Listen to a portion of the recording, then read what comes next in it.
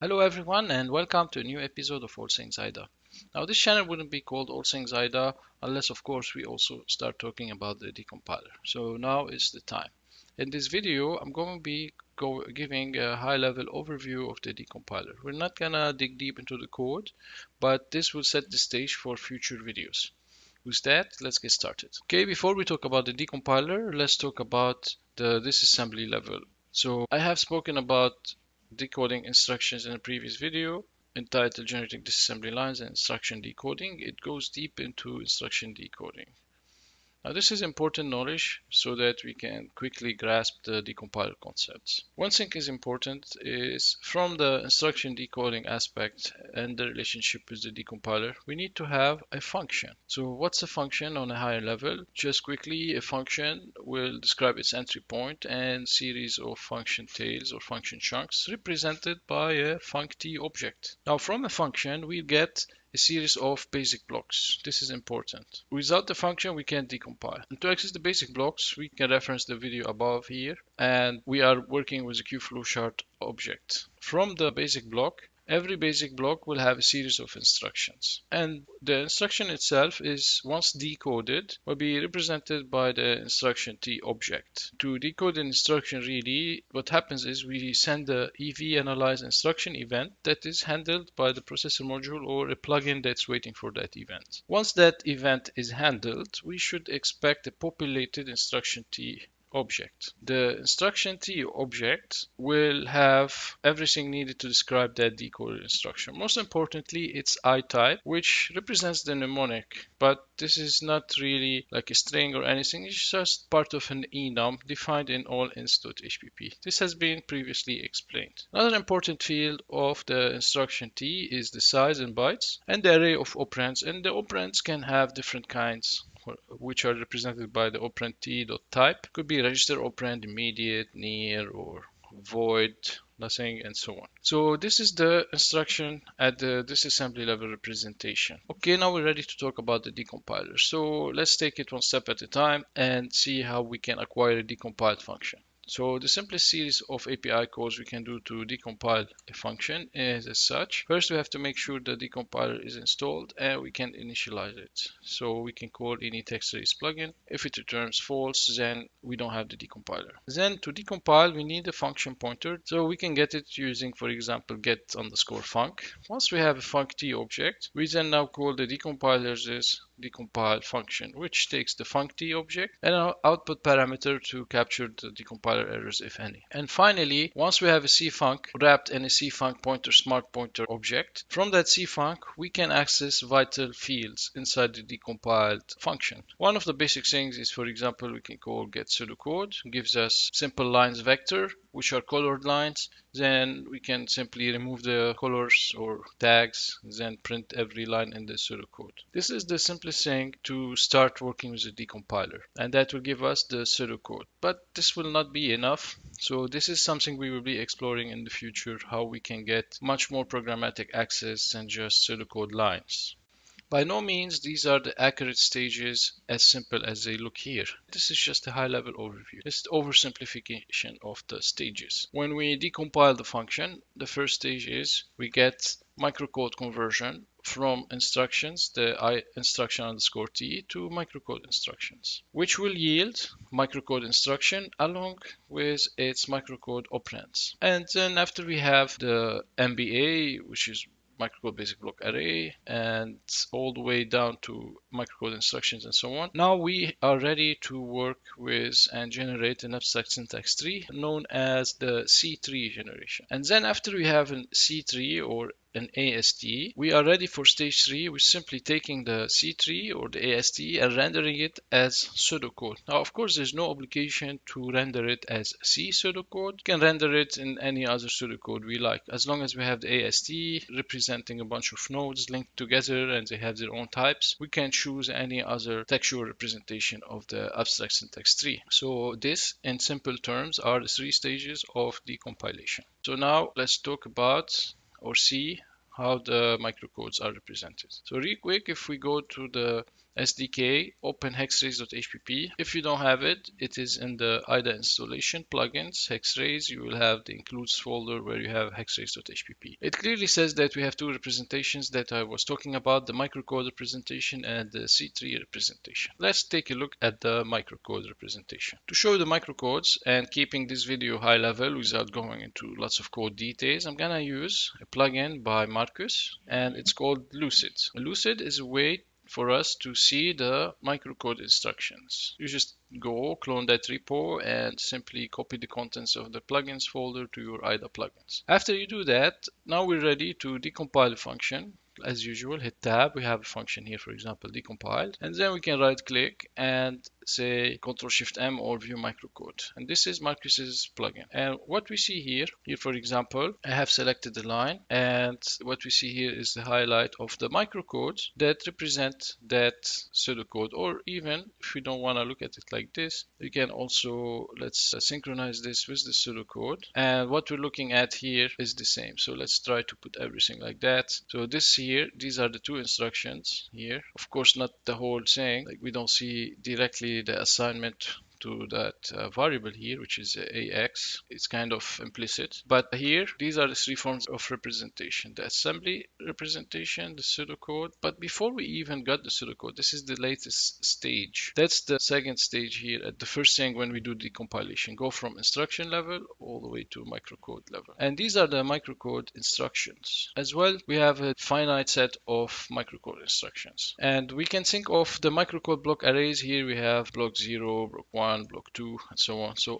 the whole listing is microcode basic block array, and we have the individual blocks numbered, block 1, block 2, block 3, and so on. What we see here on the right as well is another property of decompiled function at the microcode level. We have what we call maturity levels of the microcodes. You can think of those as optimization levels, where the first stage where we convert assembly instructions to intermediate representation or microcodes, then we get to refine those listing and simplify them along the way. And this is maybe when you can write additional plugin, plug it in at the last maturity level, and enhance or simplify the microcode. So here real quick, for example, if I put the cursor here, these two instructions here, these are all the microcodes. And we move up the optimization. So we just keep on showing how the optimization happens. And eventually, now this pseudocode line is a simple one microcode instruction optimized. So nothing really special. This tool is very helpful to visualize the microcodes. And we can select at what optimization level we want to see the microcode representation. So remember,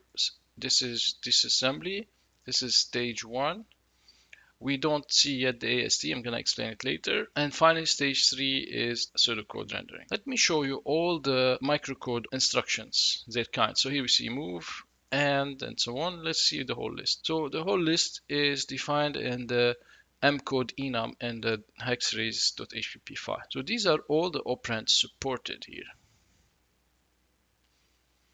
We have up to 48 hex microcode instructions. These are supposedly enough to represent all the operations or all the instructions from the assembly level. Of course, some stuff we can encapsulate as assembly instructions as is, like in an assembly block. But other than that, the instructions we can lift will be represented using the microcode types here. Now enough with the microcodes. Let's transition to the C3. So we finished the microcodes, basic block arrays, and microcode instructions, and so on. Stage 2 is the abstract syntax tree or the C3 generation. So taking those MBAs, we want to convert them to even higher representation in form of AST nodes. And the AST nodes are represented by either a C instruction object or a C expression object. Now the C prefix, unlike the M prefix for microcode, C will stand for just the C3 representation or AST. So once we see the C prefix, we know we're working with C3 representation or AST representation. We have two kinds of node objects, C expression and C inst. C inst is for AST statement and C expression is for AST expression. Both those classes inherit from a C item. So this is important to know. The C item has a type, and this is equivalent to, let's say, LLVM's cursor kind when we are walking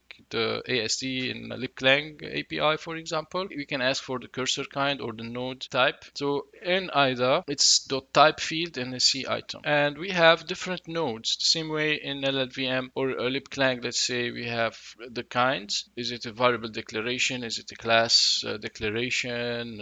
Is it for loop node, and so on. Similarly, in the decompiler, we have different node kinds. The expression nodes are prefixed with COT, and the statement nodes are prefixed with CIT. And the C item as well, another important field, is the EA, which may or may not be linked to the originating assembly instruction. So both CInst and C expression inherit from C item. Now let me show you what I was talking about. So as well, this time we're gonna use another C3 visualization tool called HRDevHelper, made by Dennis Elser. Now, this Python plugin is really based on one of the Hex-Rays samples. It's Hex-Rays sample number 5.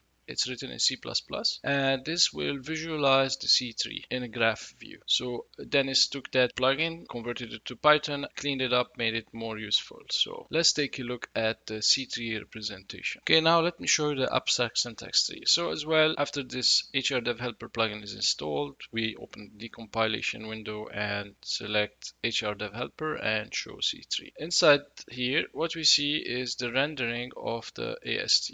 So here, what we see is the root node, which is the function cfunc_t.body, which is a C block. And if we look at the decompilation, there is only one statement. There's only the if statement. Now, the if itself have multiple nested nodes and so on, but at the whole function level, there's a single statement. It's just an if statement. And so that's what we see here.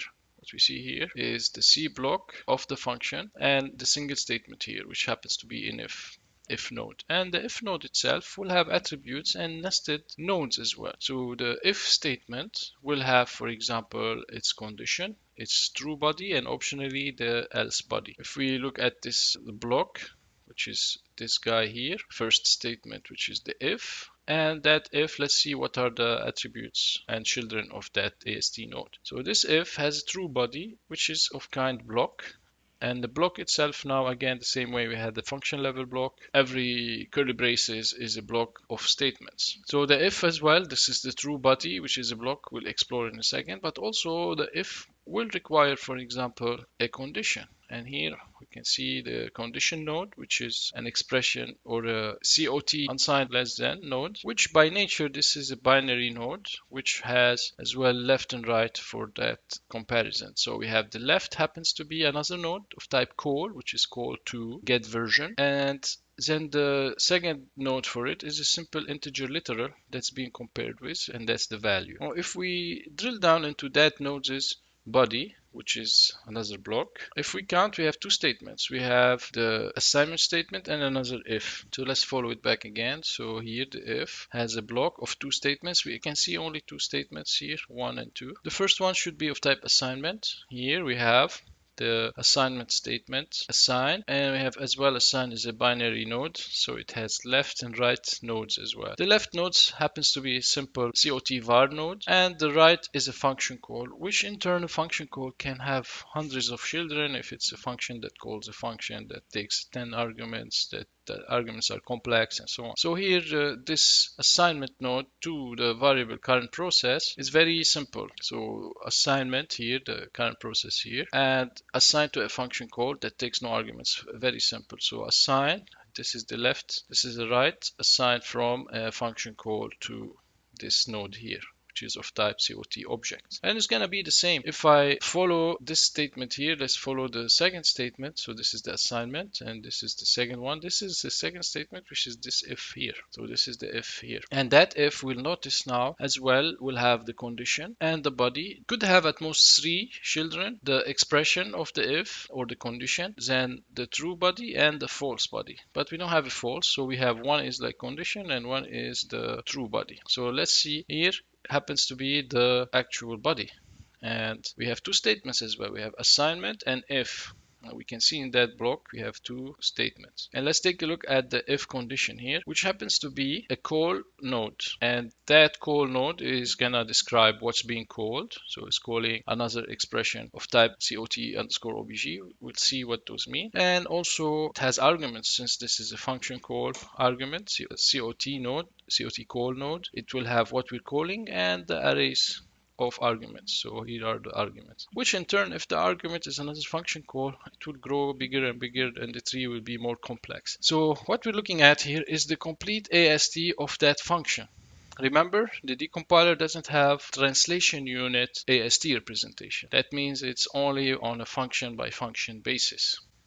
And this is really what it is. So we can use the HRDevHelper plugin to quickly visualize how does a certain pseudocode line is represented in the underlying C tree. If we can query those attributes, we can write some code to programmatically extract information. So eventually in future videos, for example, we can write a plugin that looks for calls to look privilege A and extracts this piece of information, which is in fact inside the tree as one of the arguments is the second argument, and we have its address and we have its value. So this is vital information. We can programmatically search for those nodes and walk upwards, go back down, and so on, do some subgraph matching and so on. So really this is what it's all about at the microcode level and at pseudocode level. So really here we have the microcode and the C tree level. So that's the microcode and that's the C tree level. That's it. These are the two representations. If we go to the Hex-Rays, this is it. Our starting points to work with the decompiler as a whole. Okay, finally, before we finish, I'm gonna show you the C item, and I said it has the C type and its address. Let's look at the possible AST nodes. So we said we have two kinds of AST nodes. We have expression nodes and statement nodes. These are the expression nodes. For example, the comma operator, assignment, XOR, and so on. And then the statement nodes prefixed with CIT. So we can have block of statements. We can have a simple expression statement. So it's an expression, but at the statement level, you're not nested in another expression. We have, for example, for the keywords, if you cannot have an if inside an expression, so it's at a statement level. So we have CIT if, CIT for, and these are all the supported keywords. And going back to the C item, or that's a node definition. Let's go now to one of its subclasses. So a C instruction or statement node. So a statement node, for example, we can walk the tree from the function body and we get a list of C instructions. And we can query the type. If the type is a block, then we can access C instruction.C block, and the C block is a list of other substatements. And if it's a statement expression, we can access the C expression. If it's an if, we can access the if. Let's take a look at the if real quick. So the if as well inherits from a statement that has an expression. So it's simply a regular object with an expression. And so the if requires an expression, which we repurpose the expression field in the case of the if to be the condition of the if. And so what is an if node? An if node has an expression, aka condition, and the true body and an optional false body. Both will be as well C blocks of type CIT_block. Therefore, we can go and walk the list of statements in the body of the if. And maybe I show you one last one. Let's say the return, for example, the C return node. So what's the return node? Return node as well is just an object that also has the expression, which is the return expression, and that's it, nothing else. A goto node. Goto just requires the label number. A regular assembly, just assembly node is defined by a list of EAs. So what are the instruction addresses? So that's the inline assembly representation.